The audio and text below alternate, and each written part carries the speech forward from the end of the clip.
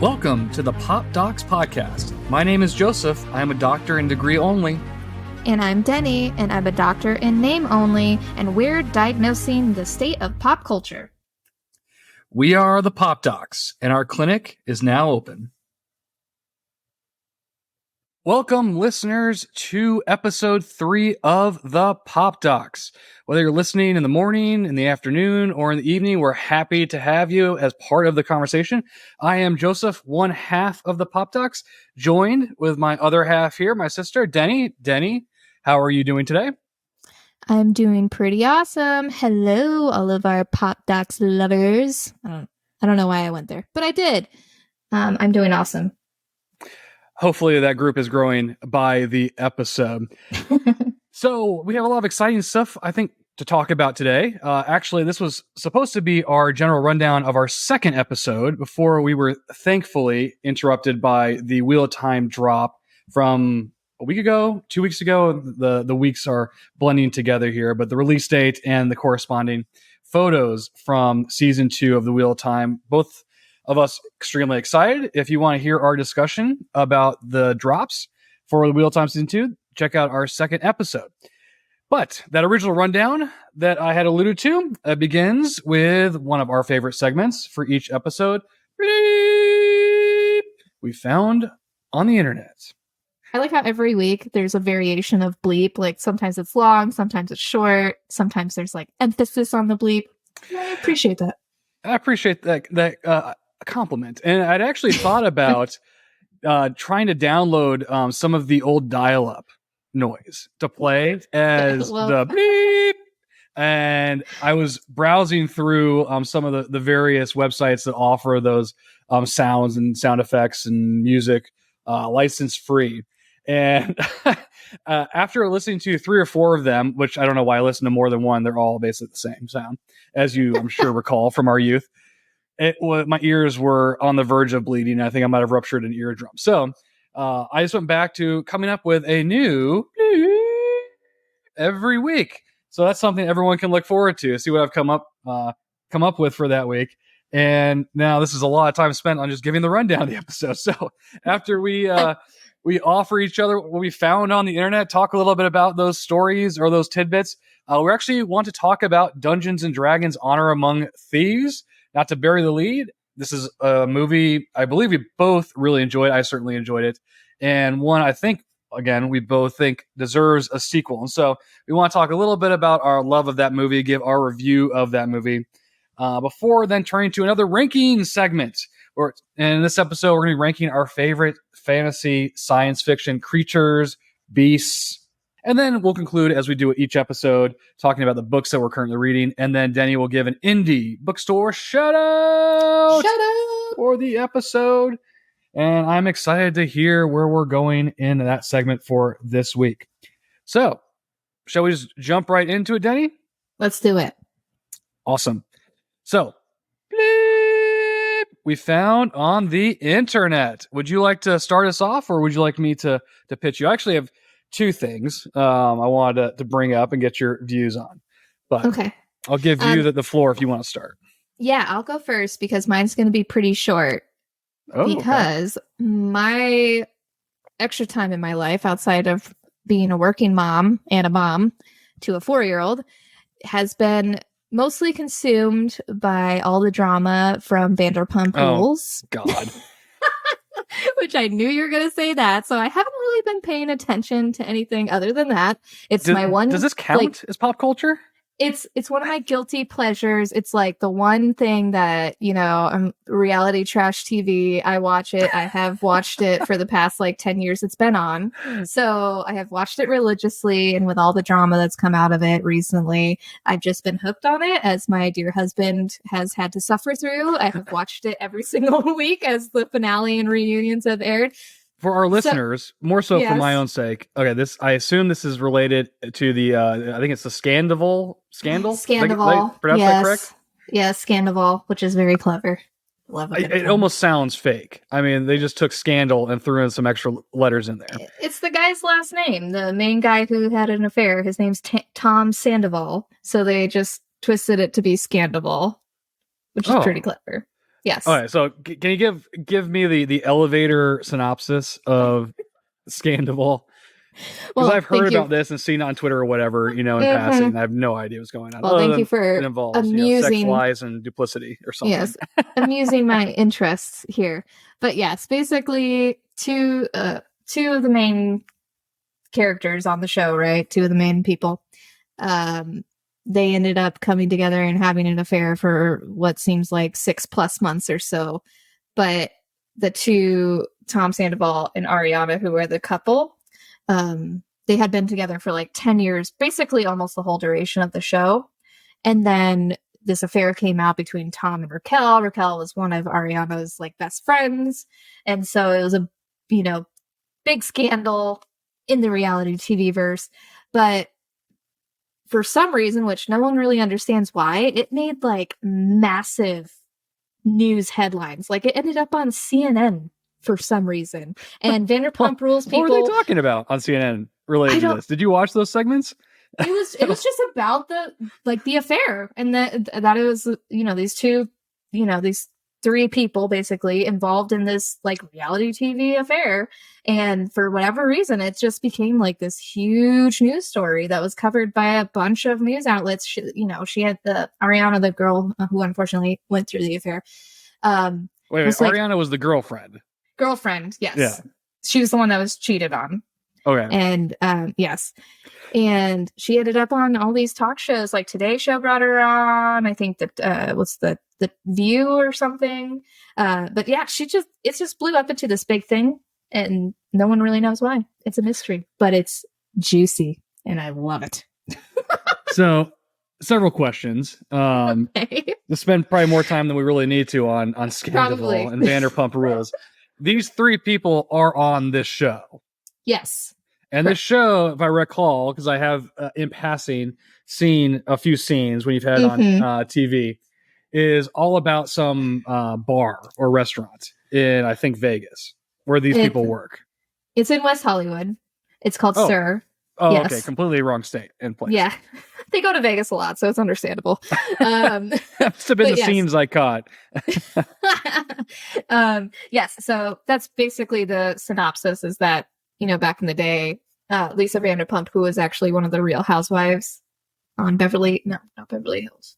But yeah, Beverly Hills, I think. I don't know. One of the Real Housewives. I don't really watch those. But she owns a slew of restaurants. Bravo was like, let's do a reality TV show based off of one of your restaurants. This person seems interesting, and it will, sell themselves for a few bucks on reality television. Basically, why not? But I mean, it was a bunch of actual real people who worked at her restaurant, real waiters and hostess and stuff. And, they all wanted to become Hollywood actors and stuff. That's why they all moved there. So of course, when a reality TV show came, they all wanted to be on it. But, 10 years ago is when it started. And it's basically been the same cast throughout, except for one season, which got really bad reviews. Basically the same. But then, they branched off. People review these shows? Oh, yeah. Like critics? Of course. Well, I mean, they receive numbers and stuff, and they base it off, their viewership. Oh, okay. Yeah, I think there were like critics out there. Like reviews. No. Please. It's typical, reality TV show. It's all kind of, yeah. But I don't know. I've been a diehard since the beginning, so. Okay, well, but that's there fine, you go. There's the been pop consuming docs, my life. Reality television. Vanderpump Rules. Who knew that was going to be it?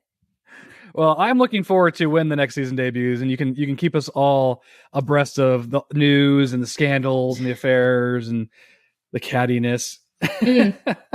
Love a good cattiness. Yes. This is complete 180 degrees, I think. Fantastic. So two things, because something cropped up this morning actually, and we addressed this a little bit in our first episode when we were talking about our favorite and least favorite pilot episodes. And I utilized that opportunity to really just rag on a recent television series I disliked immensely. And that was the Book of Boba Fett. And one of the main complaints I had about it was I thought this was billed and advertised as a underworld, Godfather, mafia, crime boss type of story. That was going to be very gritty, almost in the vein of kind of an Andor, but certainly set in the more criminal domain. And of course, as we talked about, that was not what we got. However, hope springs eternal. A new hope, if you will, is on the horizon. And because there's a new video game that apparently is coming out, a trailer dropped today for Star Wars Outlaws. Did you catch that on social media or YouTube? Did you see the trailer? I saw it briefly pop up on my Twitter, but I haven't had a chance to actually watch it, but I did see it pop up that it's coming out. So that's pretty exciting.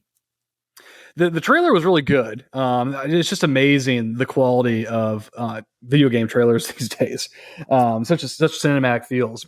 To the point some of these games just can't live up to the promise of some of the trailers. Others do. But this apparently is set between The Empire Strikes Back and Return of the Jedi, and it's following. I wrote down her name, Kay Vess, who is described as a cunning scoundrel. But it really does look like this is the kind of criminal underworld story I was hoping Book of Boba Fett would be. And so absent seeing any kind of gameplay or anything like that, it got me very excited. Hopefully it's not setting expectations so high that I come back when this game comes out and I either watch the cinematics on YouTube and some of the gameplay or actually play it myself. And I'm very disappointed. But I find that very exciting. And so I wanted to bring that to your attention and also ask you what your favorite Star Wars game is. We've played several, particularly in our youth. I don't know if you've played any of the more recent Cal Kestis Star Wars games.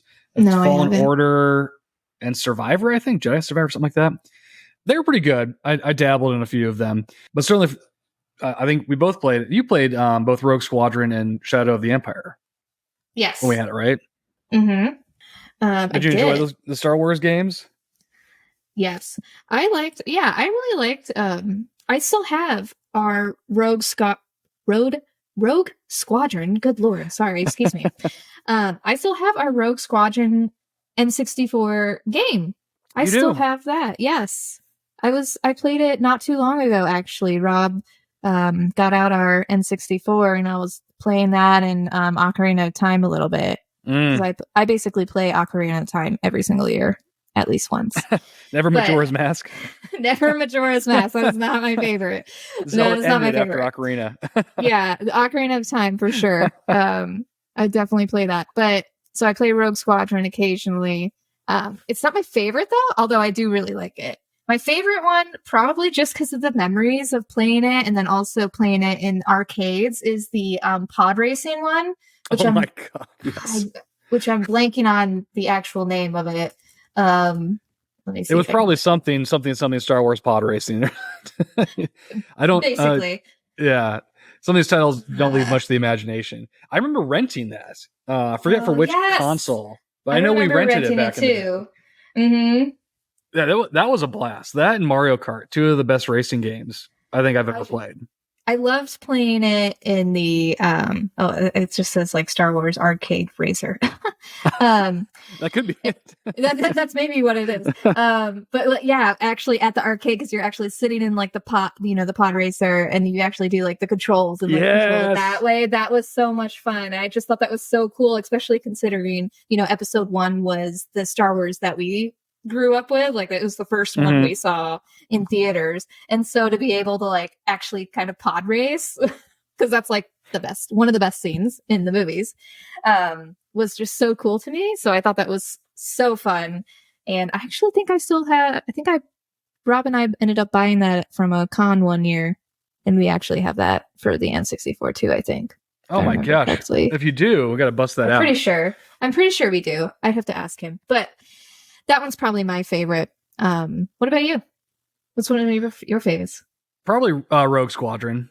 Also because I can't remember when I read them. I don't know if I was reading them at the same time, and I'd have to go back and actually look at the publication dates, but there was that whole series of Rogue Squadron novels that's now no longer part of the canon. It was part of the expanded universe, extended universe, whatever the EU was called.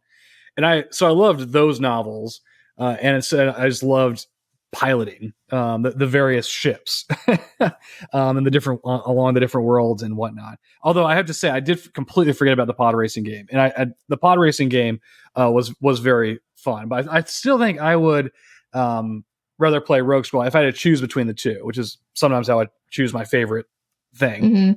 It'd probably be Rogue Squadron, which also comes out of a lot of nostalgia because I still remember getting that video game. I'm pretty sure it was for Christmas one year when we were younger. The other thing, though, when you're talking about the pod racing game, the arcade, where you actually sat in the cockpit of the pods, it reminded me too. My other favorite game I know we played a lot in arcades was the Jurassic Park first-person shooter, where you're like in the Jeep or whatever. Yeah, that I friggin' loved that game. That was cool. And I think you can still like find it, or at least a version of it. Maybe it's Jurassic World now, but you could still find like it sometimes. Like occasionally you'll come across like those old school like arcade, what are considered old school now, which is mind boggling. But yeah, sometimes you can stumble across those. And when I do, I'm on it. I'm like, I'm spending the like $20 nowadays to play this arcade game because it's amazing and so much fun. That and do you remember House of the Dead, the shooter game? Of course. Oh, that was we had. Which that we also had on computer. Yeah, we did, and that was amazing. Oh, I love that game too. So much fun. I bet that one holds up too. Have you played that fairly recently? In any capacity? Is it? Can you get it? I don't even know if you can get it anymore. But I don't know. No, I haven't played it in a long time. I feel like that one would hold up pretty well too. Oh, to modern games. Sure. Any of those shooter games, I feel like, are just they're super fun. I don't know. They can last a lifetime, in my opinion. Yeah. The other thing, moving us off of games, I'm sure we can talk about this constantly. So very much looking forward to Star Wars Outlaws. I really hope it lives up to the hype, or not the hype, the expectations that I now have for it, given the setup. The other thing I wanted to ask you about is Witcher Season 3. So the trailer for Witcher Season 3 has been out for a while now. And I just saw, I think, a 30-second trailer or teaser or something fairly recently. And so that's what brought it back to my mind. But it's debuting at the end of this month on the 29th. And they're doing this weird thing they've done with some of their properties. Stranger Things sticks out in my mind specifically is they're splitting it into two parts. When they do this. And I have no idea why they're doing this. I don't know if this is supposed to like drive engagement or if I can't imagine it's due to production that they're just not finished on the last couple. Maybe it is. I don't know. I don't know. That was basically the excuse, in my opinion, for Stranger Things. Could have been. I mean, it was amazing. Did you finally get through all Stranger Things? I know for a while there you were going through it. Yeah. Mm-hmm. The last, was it 2? I can't remember if it was 2 episodes or one long episode that was part 2, but they were like movie length, film feature length. I ultimately, after watching them, thought it was a little excessive. I don't know if that's what The Witcher's doing here, but I could definitely see, given the length of those things, that was more of a production problem than some kind of marketing decision. Well, did you hear about tangent on Stranger Things? But the reason why I say that is because they released I think it was the last episode, the longer ones, and they released it and the CGI still wasn't 100%, and they actually re-released it after they finished it. Did you ever see that? Really? Yeah. I did not hear that, no. Did you go back and see? Did you compare the two versions? Oh, absolutely not. No, I enjoyed the show, but it's not a rewatcher for me. So I'll watch it once, but then that's it. I only watched certain scenes. I mean, from this past season, I think the Max and Vecna scene from, I think it's episode 4, I think is so incredible. Good. Yeah, I think it's one of the best scenes in recent television history. Not to be too hyperbolic, but just the build up to it, leading into that episode, certainly the music, Running Up That Hill by Kate Bush, and the way that they added to it. Yeah, it was just incredible. So I'm with you. I don't think I would ever go back and actually rewatch the whole series, but I definitely watch that scene and a couple other scenes a few times when I'm in the mood, I guess, particularly for that song, because the way that they did the song was incredible. Anyway, back to The Witcher season 3. So it's in 2 parts. And so I wanted just to get your feeling on this. Are you actually going to watch this season? Are you, if so, are you looking forward to watching it? This is supposedly the last season with Henry Cavill in the role as the Witcher, Geralt of Rivia. Yeah, before I think Liam Hemsworth takes over. I believe it's one of the Hemsworths taking one of the Hemsworths. I think it is Liam. I am going to watch the season. I watched the first and the second. The second one, I was not thrilled with. I thought it was kind of boring and totally deviated from, maybe not totally, but there were a lot of side storylines that just I could have done without. But I'll watch this season. It's, I love Henry Cavill as Geralt. Geralt? Is that how you say it? Geralt? I'm pretty sure. Geralt? I think probably all those work. I think in the show they call him Geralt. Geralt, me and these pronunciations, jeez. Geralt, he's amazing. I love him as the character. It's one of the reasons probably after this season I will not bother watching it because it'll just be way too different, in my opinion. Did you read the books? I did not, no. And I know there's games. Have I actually played? No, I have not played the games. I'm just thinking of Conan O'Brien's gamer review. I was just like, oh, no, just watch that too many times. Oh my God. Oh, because it's one of the funnier ones. Oh, it's so good. Yennefer. Her name's Jennifer. No, it's Yennefer. I just love it. And there was a Siri. Yeah, Siri. And then there was the scene with the unicorn. I won't go into any more depth than that. Yes. The scene with the unicorn, so good. It's one of the best Clueless gamers. If you want to check it out, Conan O'Brien Clueless gamers, so good. But I think we're going to have to do a ranking one of these episodes on our favorite Clueless gamers. Maybe. From because Conan. There's so many good ones. But no, never read any of the books, never played the games. So I'm only vaguely familiar with, what happens and stuff. But so the show was really my introduction to it. And I thought the first season was fantastic. I loved it. I loved the characters. I loved the story, the darkness to it. I thought it was great. And then unfortunately, I just thought the season 2 fell flat. And then they announced that they were replacing Gerald. And I was like, well, why bother even doing it more? So, I mean, season 3, it'll be interesting to see how they kind of like wrap this one up in a bow. If it's like kind of like an ending to, Henry Cavill's, or if they're going to like continue it or how that's going to land. But so kind of excited for it. It's kind of a similar question to the Wheel of Time. Now that they've recast Matt, like, will the creators in the show draw attention to the fact that there's going to be a new actor portraying them, or just go on and move on with the story and not even comment on it?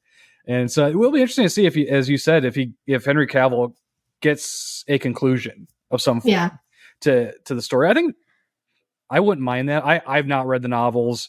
And I've never played the video games. I think that's the closest I've gotten to actually seeing gameplay is the Conan O'Brien segment on The Witcher, which I think was The Witcher 3. I could be wrong about that.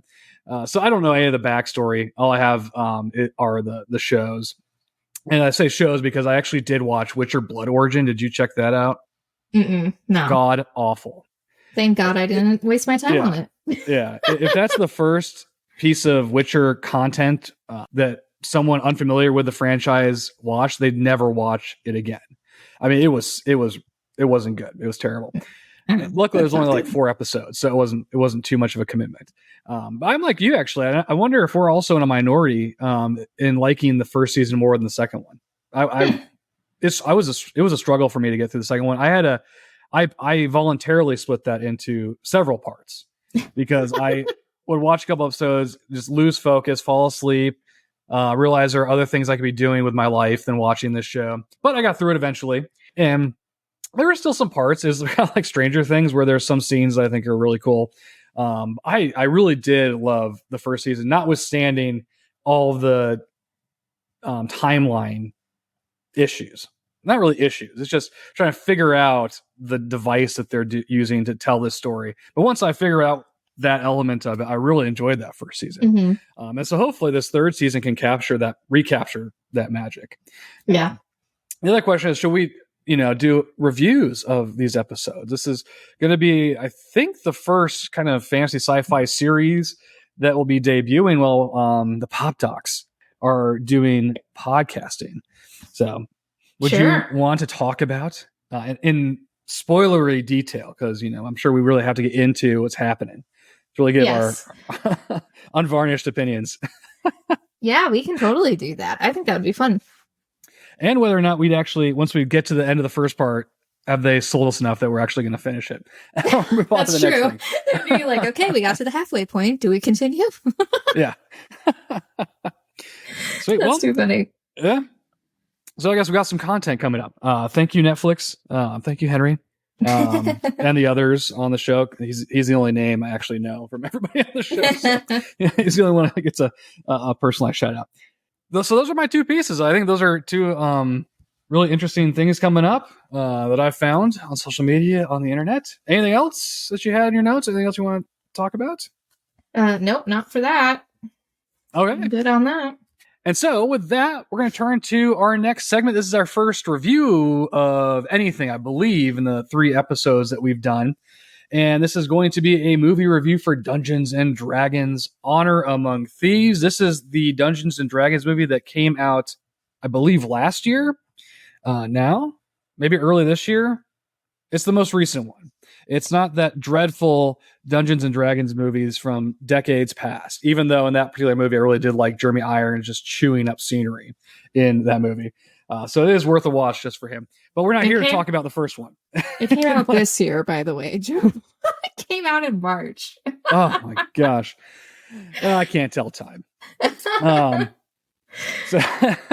What is time? What is time? What is time? It's a flat circle, according to Matthew McConaughey.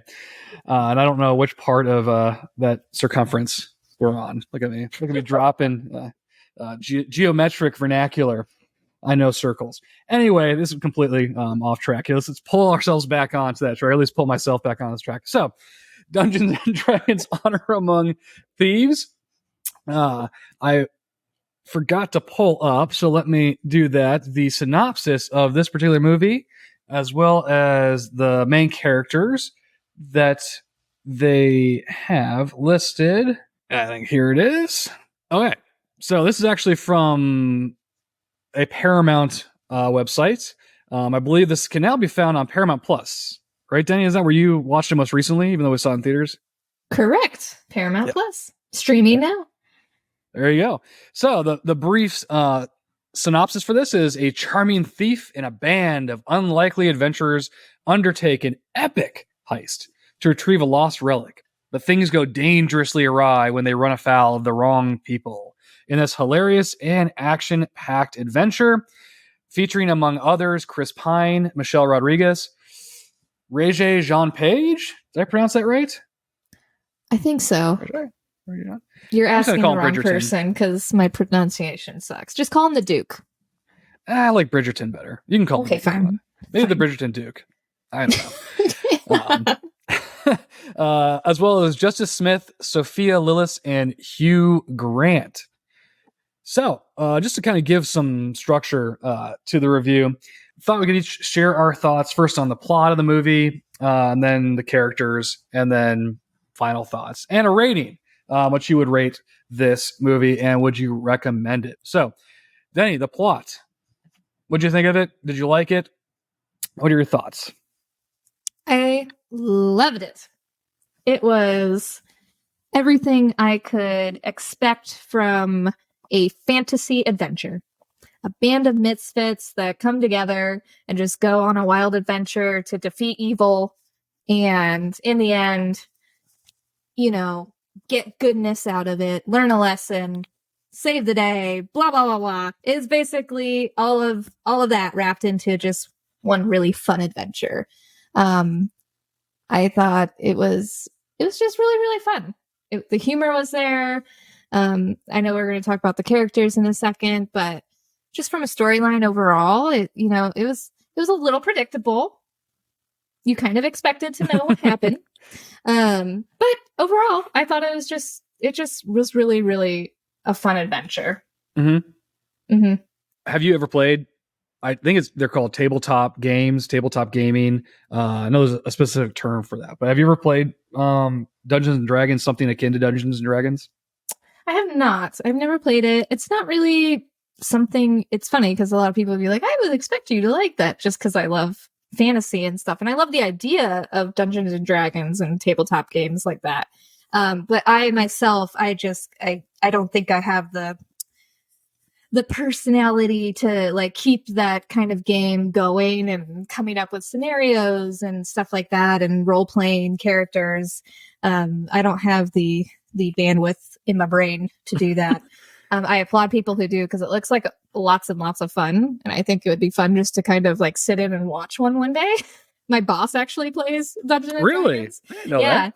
Yeah. So, and he tells me about it all the time. And so I actually think it sounds really fun. It's just never been something that's been in my wheelhouse of games, I guess you could say. So, what about you? Have you ever played it?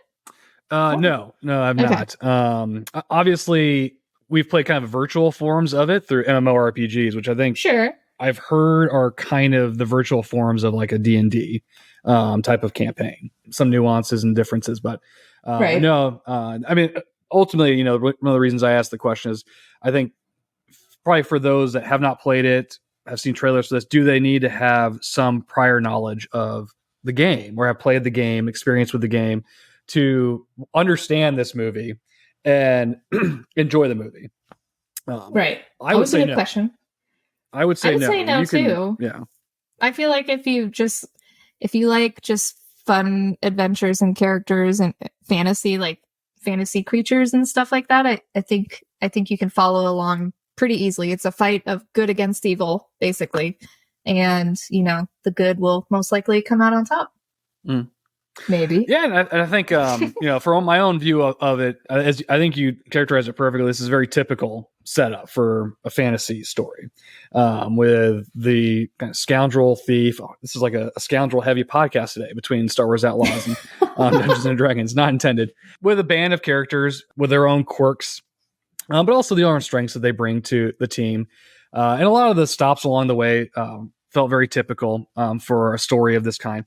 But I will say it did feel like, now that we've already established that neither of us have actually ever played Dungeons & Dragons or something similar, watching this movie, it made me think that this is how a game would go, without getting into spoilers. But things that happen in the movie, I feel like there would be real-life analogs in a tabletop game or a tabletop campaign of this sort, which, if to the extent that that's true, I think is really cool. And a nice nod to those fans.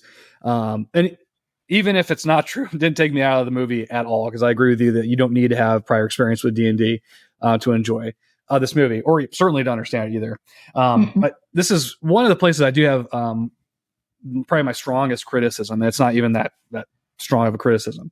But I did think it was a little long. I thought they could have probably cut out 20-ish minutes, 15, 20 minutes from the movie. Because as it was what I thought reaching the end, it turned out there was another ending. Kind of another ending. Yes. And although the capstone I loved the last scene of the movie. I'm pretty sure it's the last scene. Maybe it's the second to last scene. So that it was definitely worth it. I still thought it was a little long in the tooth and they could have pulled it back just a bit. But I think this hopefully segues well into the next thing to talk about, which I think is where this movie really shines. I think you might agree, which is the characters. Oh, yes. So you want to wax poetic about the characters in this movie? Sure. I think the characters are the highlights and the heroes, pun intended, of this movie. There's, it's always difficult to have a band, like a group of multiple characters being almost like the heroes of the actual movie. And so, you tend to gravitate towards one or the other, which you can in this one. But I thought each one of them had such a distinct personality that brought their own sense of humor, because this was a sense of like a comedy driven, almost fantasy movie. And I thought each of them brought their own kind of flavor of humor and also just mischievousness to it. And so you can love basically all the characters. And I thought they all kind of were highlighted in unique and different ways. And so I loved all the characters, quite frankly. I thought they were all pretty strong in their own ways. But my favorite character by far would have to be Zank, the paladin. Bridgerton. The Bridgerton, who was a side character, technically. The Duke. He was like a side quest character. But I just thought he was so unexpected. I think everyone just kind of expected him to be kind of a Bridgerton-esque character. He's a knight, he's a paladin, he's like righteous, he's he's kind of that all of that in one. But then his moments of comedy were some of the more hilarious ones when he's interacting with Chris Pine's character in particular was just the funniest. And so he's probably my favorite. But I also really loved Sophina, the evil dark wizard. She was just evil, honey. She brought it. She worked that red robe. But also she also had humorous moments interacting with Hugh Grant's character. Just like, I don't know. They were all just really great. Yeah, and I would agree with you. This is, really where the movie shines. And I have to think, I'm not sure if he's my favorite, but he's definitely up there. It's Bridgerton. And I thought from the trailers, I don't know if I'm going to really enjoy this. They had some funny bits in the trailers leading up to this with his character. And I just thought, is this going to like get kind of irritating after a while if this is his persona and how he interacts with all the different characters? And I can pleasantly say that no, that's not the case. He just, every time he was on screen, it was a fun time. It was an enjoyable time. And I do think that is in large measure due to how different he is from the other characters, and that their ability to play off one another really accentuates the hilarity of the whole situation and other characters. And so certainly as a whole cadre, fellowship, whatever you want to call these people, that's really, I think, where it excels. I really want to see more adventures. I mean, that's why one of the reasons, one of the selfish reasons to talk about this, maybe in some small way we can help promote the movie and encourage the creators to put a sequel into motion. Get a second one, yes. Yeah, this was wonderful. And I don't see why they couldn't come up with some other campaign for these characters to band together and to go on the quest. And I will say, I hope, if that were to come to pass, Bridgerton would maybe have a bigger role in that particular storyline. It could be his storyline. They kept that kind of open of his life and what could have happened in the past and everything. It could have. Well, and spoiler time. It does seem like they didn't really resolve the Red Wizards. I think they were just called the Red Wizards. But Sophina, I don't remember her name. The Red Wizard that you mentioned. They're, I think, still out there. It was a little unclear. Like, do they have their own country or something, and people just don't go there, but like their power is limited? I didn't really understand that, but that was okay. Yeah. So there is, and then Bridgerton has the link to them, if I understood that correctly too. So now I'm realizing, as we're kind of getting into the spoilers here, that I started by talking about you don't need to have any background information. I'm speculating more than anything. Although it doesn't detract from my view of the plot. So I think there's a lot of different ways. It's interesting, though. I was going to say was Serafina. I can't remember. Sophina. Wizard lady. That she was so straight-laced for most of the movie, but she was still engaging. I will say, this is another thing. Now we're kind of in spoiler mode. As much as I enjoyed the very end when they trick her and they pretend her time stop spell worked. Yep. And then the owl bear, like flies out of frame, grabs her, and just starts hammering away on her. That was ripped completely off from the first Avengers movie. I mean, that was the Hulk and 100%. Loki scene. Mm-hmm.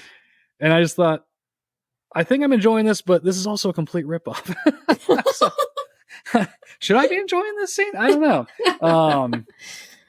Should I be laughing at it? Anyway, that is a really small quibble I had at the tail. But that's also, I guess, part of like the larger critique I had of it, where it's just a little long. I was just like, God, do we need this? And they held, as much as I love the side quests for the helmet, because my favorite sequence was the talking to the dead sequence. So that was hysterical. The best sequence. I could have watched more of that, like an hour of them just questioning corpses. Yeah.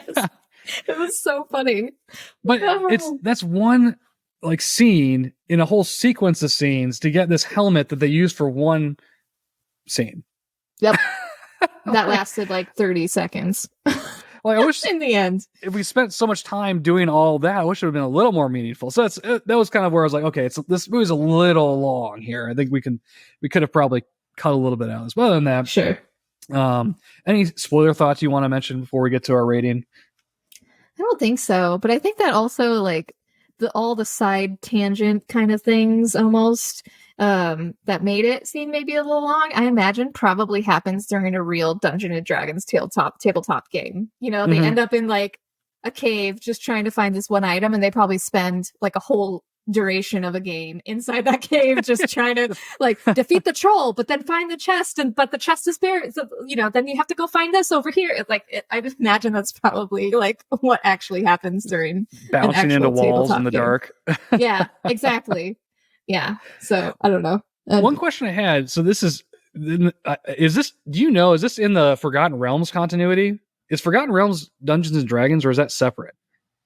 Because I was wondering when they're in, good question. I think they call it the Underdark, because they also had, like, on the very beginning, there was some, when they were showing the Indiana Jones style maps, I think there was an Icewind Dale, which I believe is a trilogy in the Forgotten Realms series with Drizzt and company. And so when they went to the Underground, and I think they called it the Underdark, I was wondering, wait a minute, is that like where the Dark Elves are from in those trilogies, or in those series of books? Is that where Drizzt is from?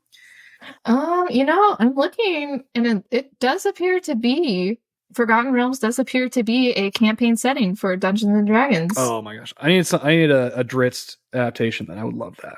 Ooh, that would be super cool. Oh my gosh, that would be awesome. So that's cool. I didn't know that. That's really cool. Yeah, there are only flashes of like, oh yeah, that phrase, that term sounds familiar. Neverwinter was another one. I remember there was like a series of games back in the day, titled Neverwinter Nights or something like that. But so apparently, never having played Dungeons and Dragons on the tabletop, apparently we've had a lot of experience with other forms of media for Dungeons and Dragons. But what would you rate the movie?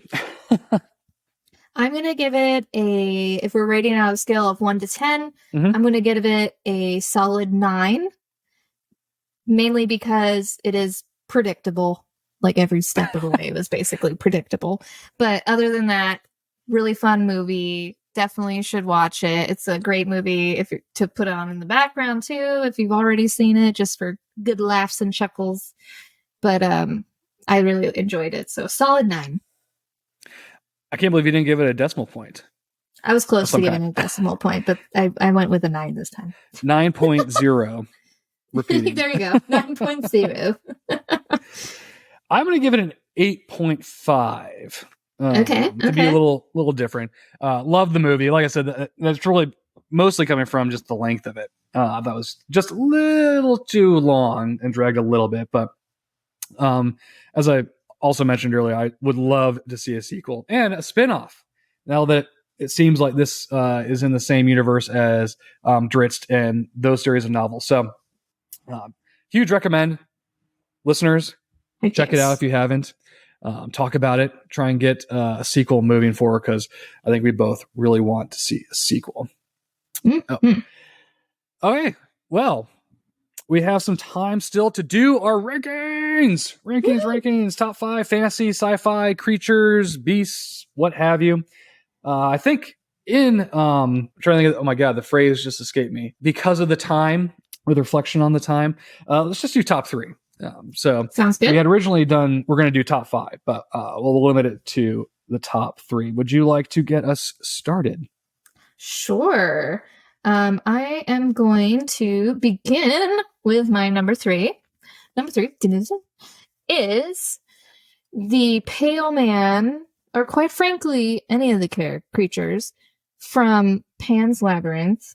But in particular, the Pale Man, because he is creepy. He is amazing. I love him so much. I remember the first time I saw the movie, and that whole scene just creeped me out, which is amazing. I love that. And Doug Jones, the fantastic creature actor who brings to life all the creepy creatures you could possibly think of, is fantastic. And I love him as well. So anything in that world, but the Pale Man in particular. I just picked up Diablo 4. I'm playing Diablo 4, and there's a character in that game called the Pale Man, or is referred to as the Pale Man. And so I was like, wait a minute, is she going to Diablo 4? This thing just came out? Nope, the other Pale Man. I'm pretty sure there's like 50 versions of a Pale Man throughout, probably. like fantasy and horror and stuff. But in that particular, the Pan's Labyrinth one from Guillermo del Toro. Just as another tangent, have you ever played the Diablo games? Or have you any familiarity with them? I mean, a little bit of familiarity. I've never actually played them. Talk about cinematic. Oh my god! Of games. Wow. Did you see the launch trailer for the most recent one where they summon Lilith? Incredible. Oh my gosh! Mind blowing. I watched that and I was like, when is this movie's coming? When is this movie coming out? And Rob was like, my husband, that's a game, Deni? And I was like, well, it should be a movie because holy mother, that's amazing. And I can confirm that the game is very similar in the sense that there is so much blood, maiming, talk of heaven, a lot of talk of hell, demons. Of course. I mean, I've been playing. I'm like, my God, this has more blood in it than a Kill Bill movie. It's gruesome. This is the first time I've ever played it. And I remember seeing that launch trailer that you referenced a long time ago, and I was like, oh my goodness, still incredible a good game. But holy smokes, it is bloody. Anyway, my number 3, I was torn. It was going to be one of the many creatures or beasts or playable races in EverQuest. And I was really torn between specters, gnolls, and kobolds for a variety of different reasons. I went with specters, kind of, I guess, sticking with this kind of pale guy kind of motif because they are just a skeleton in a robe that float around with a giant scythe and will mow you down if you get too close to them and they aggro on you. And so every time in EverQuest I came across the specters, either purposefully or accidentally, they were terrifying. And it really signified upper levels in that particular game. And so they are my number 3. They're the one I chose from EverQuest because I was bound and determined to choose something from EverQuest because I just love that game and love it. Had this whole stellar cast of creatures and beasts and whatnot. Yep, my favorite class from that game had a specter as a pet. Necromancer. There you go.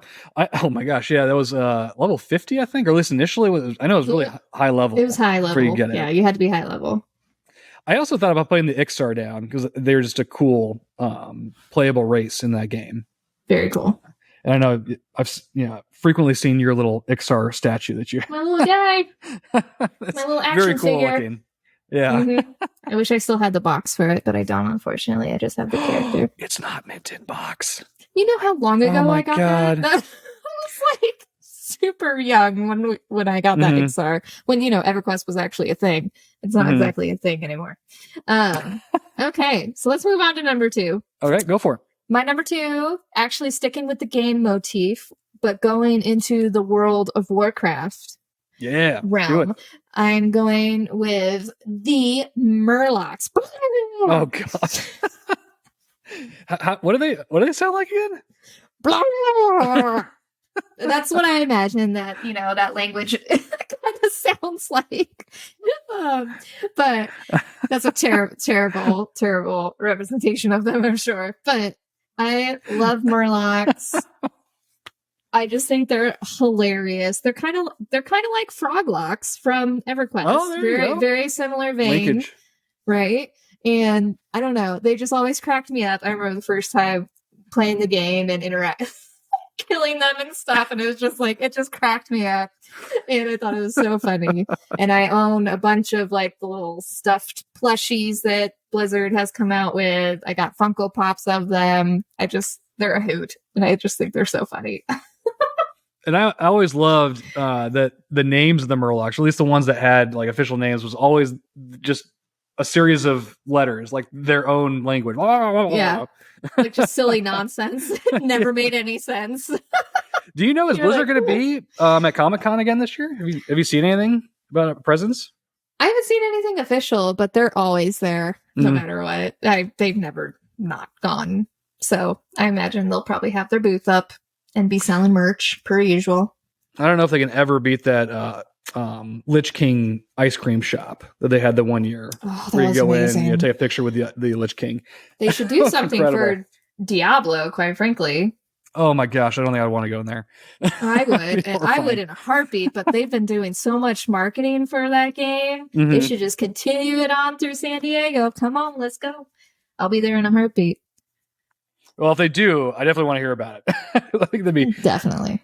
out of this world. I guess literally and figuratively. What are we on here? Oh, we're 2. 2. So I'm going to stick in the world of Azeroth because I'm going with orcs. There you go. And this is just orcs in general, even though it's really the reason I have them in my top 3 is because I played orcs almost exclusively in World of Warcraft, first as a hunter and then as a shaman. For the Horde! So orcs hold a special place in my pop culture heart. But I also think there is just a great variety of orcs across different properties throughout history, all the way from, the orcs in the Lord of the Rings to the orcs in WoW. Very different where, really one of the things I loved about WoW is they seem to try to actually give a story to the orcs, depict them as thinking, feeling beings, just not mindless evil creatures bent on conquest and violence, as they kind of are in Lord of the Rings. And then last thing I'll say before turning the floor back over to you is I also really enjoyed fighting them in EverQuest. Crushbone. Spent a lot of time in Crushbone, fighting the Crushbone orcs. That's so true. I remember that. Oh, wow. Yeah. A lot of leveling took place there. Oh, wow. Yeah. Memories. Going back down memory lane. Okay. Number 1 for you is? Number 1 would have to be dragons. I know that's maybe like a little bit of a cop-out, but I have always loved dragons in any way, shape, or form. Cutesy dragons, evil dragons, crazy-looking dragons, romantic dragons. I like how you try to sneak that one in. Sneak that one in. Any kind of dragons. Remember? I only say that because the book I'm currently reading is from a romance series with dragons. So I'm reading Shadow Rising. What happened to that? Well, I'm also reading that, but there's a romantic dragon in that too. True, just a little different. Just a bit. But anyways, but dragons. I've always loved dragons. I don't know why. When I was a kid, I just gravitated towards them. I thought they were like the pinnacle of a fantastical creature. They were just so cool looking, ferocious looking. They breathe fire. They could do magic in some instances. I just thought they were always super cool. I used to keep like a notebook where I would like, I don't know, search for things on the internet about dragons. I'd print out pictures of dragons and like put them in the little notebook. There's a whole You still thing. have that? No, I don't. I don't even know what happened to it. Pity. But I used to have books about dragons. So you have Dragonlance novels. I have Dragonlance novels, which is heavy dragons if you never read them. But guess what? There's heavy on the dragon. I love movies with dragons, like Reign of Fire. I freaking love that movie, which I know is like a pretty obscure reference failure, but I freaking love Reign of Fire. I love Dragonheart.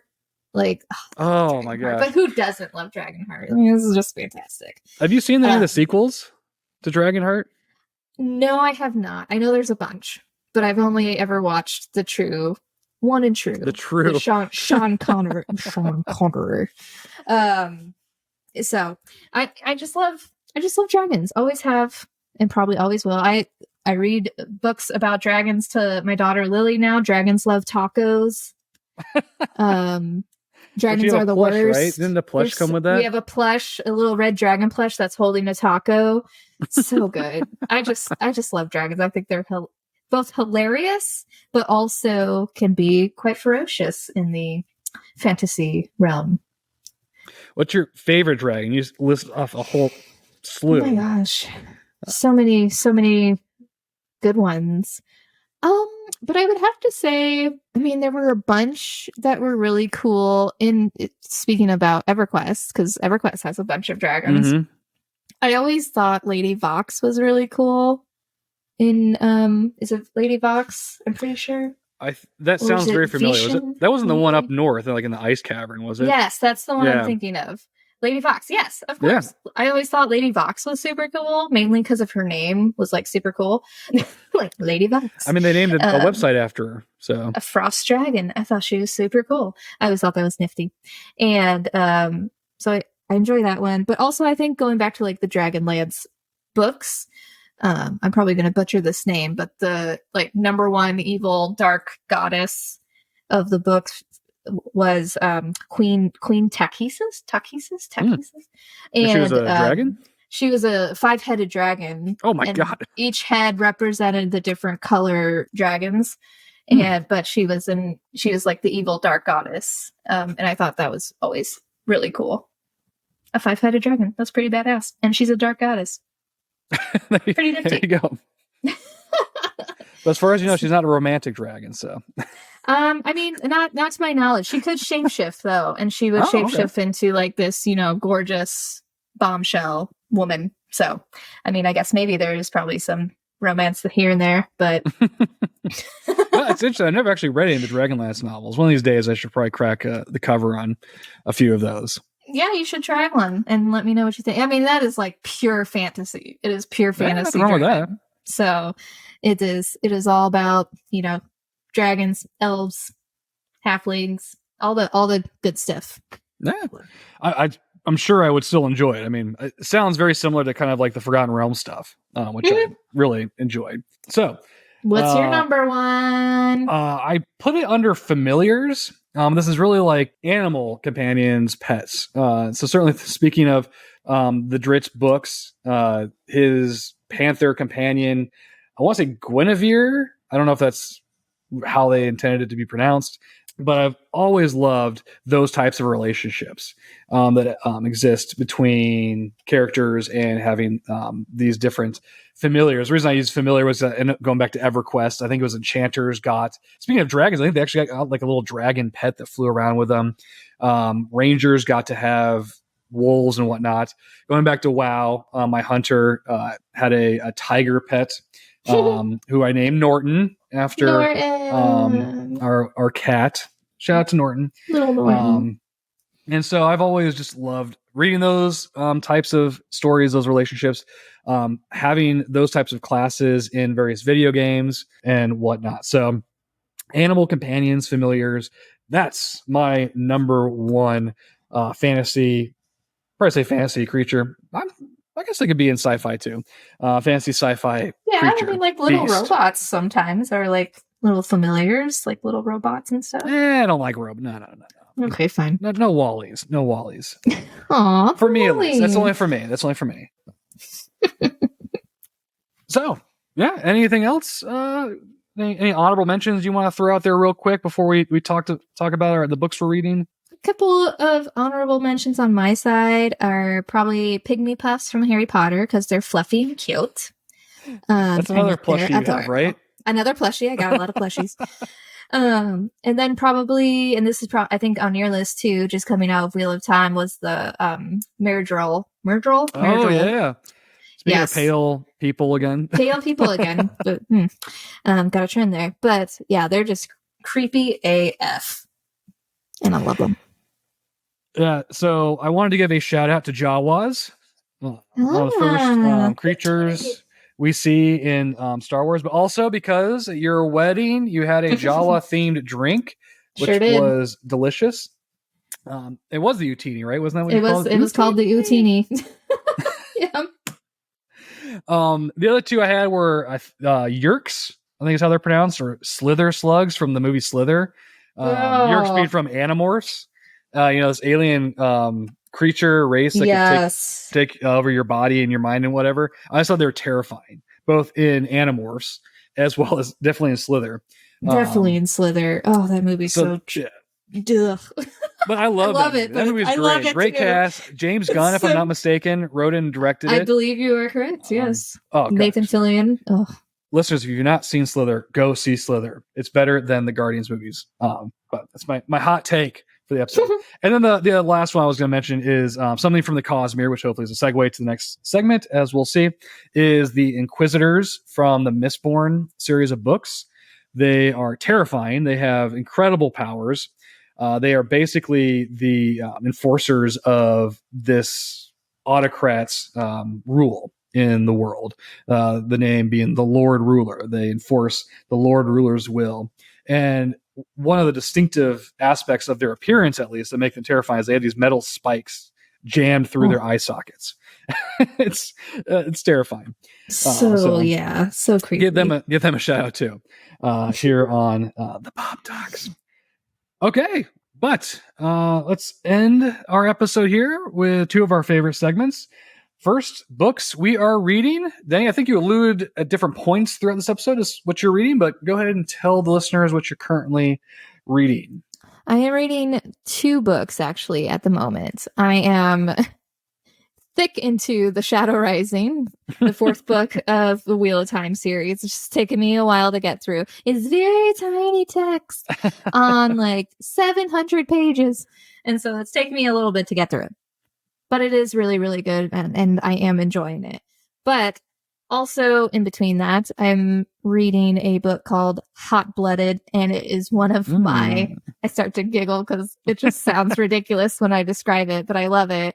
It's a series by Donna Grant. It's the Dark King series, and it's about dragon kings. Just go on, being dragon kings, and they're meeting their mates, and they're fighting off, again, evil, the dark fae, and some mysterious big evil. These would be the romantic dragons. These are the romantic dragons. It's a romance novel series, I will preface that. And it is like these dragon kings that are technically dragons, but they obviously can shapeshift into human form, hence the romance. Like kind of part of it. But currently reading that. It's book 4, and I'm enjoying the series. Is there a 5-headed dark goddess dragon in this book series? Not to my knowledge so far, but there's like every color under the sun in terms of dragons, and the orange, black, green, red, gold, silver, violet. There's a violet. All the dragons. Yeah, there's like every single color under the planet. And each one has, a dragon king that rules over them. So anywho, what are you reading? What's a good segue out of the romantic dragon book? I am currently in the midst of a novella by Brandon Sanderson. I've been steeped in the Cosmere for the last several weeks. I read Tress of the Emerald Sea, which was the first book in his Kickstarter campaign. It's a Cosmere novel. I actually did a video review of it for our YouTube channel. So if you're interested, listeners, check it out on YouTube. Loved that book. It's a great standalone entry in the Cosmere. The one I'm reading now is Dawnshard, and this is on Roshar. This is in the Stormlight Archive series, and this takes place between Oathbringer, which is the 3rd book in that series, and the 4th book, which is Rhythm of War. And so I'm happy to be back in that world. His novellas are hit or miss for me. This one so far isn't bad. If it was longer than it is, I don't know if I'd keep up with it. Even though I love the Stormlight Archive series. But speaking of which, the 5th one, he's got the first draft over 50% done. So hopefully that will be coming out in the very near future. I'm very excited, very much looking forward to that. And then once I finish this novella, I'm actually still going strong with a Song of Ice and Fire. I'm in a Feast for Crows now.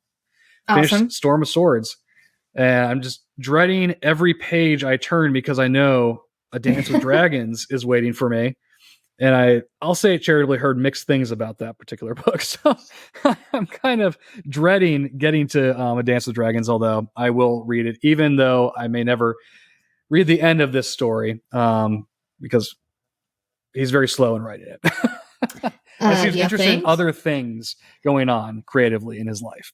Yeah, apparently he'll never finish them. I'm convinced. But you know what? Maybe surprises will come in the future. Who knows? Optimism. Going to be optimistic. There you go. We got to end on an optimistic note here. We will see Winds of Winter and A Dream of Spring. So, Deni, what indie bookstore are you shouting out in this episode? So I'm going to shout out a little bookstore that's actually in downtown Bozeman, Montana. Yes, I was back in Montana again. This time I was on vacation, though, with a couple of friends. We went to Yellowstone. And so flew into Bozeman. Of course, I discovered a independent bookstore. And it is called The Country Bookshelf. It was amazing. It's an LGBTQ friendly bookstore. They plaster it all over their, front entrance, which I thought was amazing, especially considering it's Pride Month. Happy Pride, everyone. And I just saw on their Instagram that they did a book reading with drag queens early, I think a couple of weeks ago. But amazing bookstores, lots of great selection. It was just it was just super friendly staff. That's the one I got a blind date with a book from there. That, oh my gosh, I'm trying to remember what it was called. But it was the description literally said on the cover that hooked me was it said I remember this now. lesbian Sasquatch. And I was like, tell me more. So it's very provocative. It was, yes. I was like, okay, tell me more. But it's a book that's called title is Patricia Wants to Cuddle, by Samantha Allen, and it is exactly what you could think of, a Sasquatch. There's apparently it's a group of young folks who I believe are a part of a reality TV show, and they go to this island and they're filming and they run into a Sasquatch. And it's described as kind of a horror book, but comedy filled with a little bit of romance thrown in there. But it's actually, it's written by Samantha Allen, who's a GLAAD award-winning author for Queer America, which is amazing. So I'm looking forward to reading. I actually haven't read it yet, but I'm looking forward to reading it. So shout out to the Country Bookshelf, really cool store, Bozeman in Montana. They have an Instagram at Country Bookshelf. Check them out. So I was just looking because the way you described that, it sounds almost like, to a certain degree, a cabin in the woods kind of approach to horror comedy. But there's another one too. I actually not have seen this movie, but I remember seeing a bunch of the trailers. It has Alan Tudyk in it. Oh my gosh. And he plays one part of a duo that live out in these backwoods, and they're just kind of nice guys, but all these weird things happen to this group of young people that stumble upon their cabin. And so all the young people think that it's like a horror movie and that they're trying to kill the young people, but it's just a series of unfortunate events. And the trailers make it seem like it's supposed to be a horror comedy and a parody of a lot. Oh, here it is. Tucker and Dale versus Evil. Yes. Oh, that's amazing. But yes, that's what it sounded like. That's what I thought of when you were describing that book. But bring it back to indie bookstore shout out. I was just going to say and conclude with, if you're traveling to Bozeman and you stop in at Country Bookshelf, don't forget to bring that second suitcase, which I think we're still at the moment calling a bookcase, even though that might be somewhat confusing. Always rule number one, if you're traveling, bring that second suitcase for books. Bring the bookcase. Yes. All right. Well, Deni, this has been fun. We've covered a lot of different topics. I've enjoyed our discussion on each of them. Do you want to let everyone know where they can find this episode, other episodes, future episodes? Yes, sir. You can find us over on Instagram at the Pop Docs Pod. And then you can also find us on Twitter at the Pop Docs. And then you can find us also on YouTube. Joe actually throws up a bunch of book reviews as well moving forward. So if you want to check those out for individual book reviews, and then obviously our episodes are thrown up there as well. And then you can catch us on anywhere you can find podcasts. With that, our clinic for this episode is officially closed. Toodles.